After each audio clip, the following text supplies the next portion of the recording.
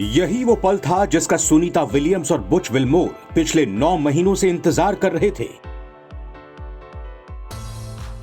यही वो घड़ी थी जिसकी पूरी दुनिया पलक पावड़े बिछाए राह तक रही थी।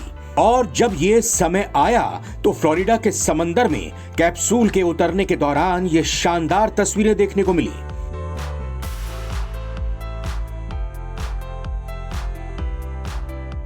जी हां, आपने रेड कारपेट से लेकर धमाकेदार आतिशबाजी के साथ ग्रैंड वेलकम तो होते देखे होंगे, सुने भी होंगे, लेकिन स्पेस में इतना समय बिताकर आने वाले एस्ट्रोनॉट जैसा इस्तकबाल शायद ही पहले कभी देखा होगा।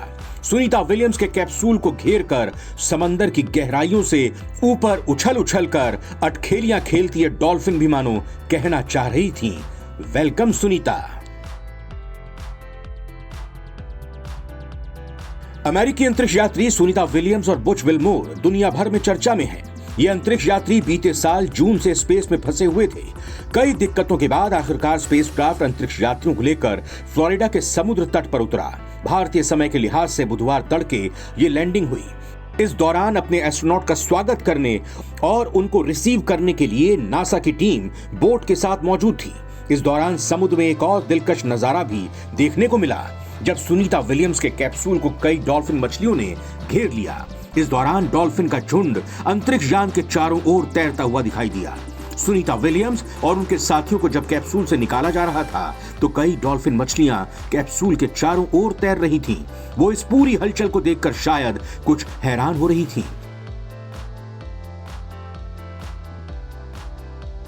अंतरिक्ष यात्रियों को कैप्सूल से निकालने के वक्त डॉल्फिन जिस तरह से चारों ओर तैर रही थी, उसकी सोशल मीडिया पर काफी चर्चा हो रही है।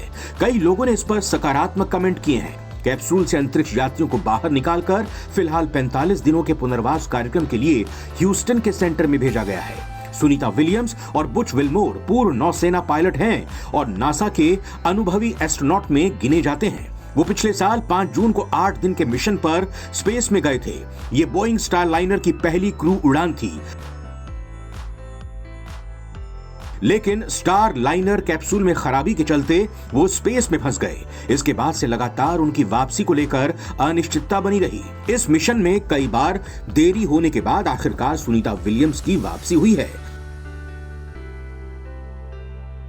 भारत के समय के हिसाब से बुधवार तड़के Sunita Williams, Butch Wilmore, Nick Hague और अलेक्जेंडर गोर्बुनोव सुरक्षित पृथ्वी पर लौट आए हैं। अब उन्हें पुनर्वास कार्यक्रम से गुजरना होगा ताकि वो अंतरिक्ष में रहने के बाद धरती पर अपना सामान्य जीवन में वापस आ सकें। नव भारत टाइम्स की रिपोर्ट।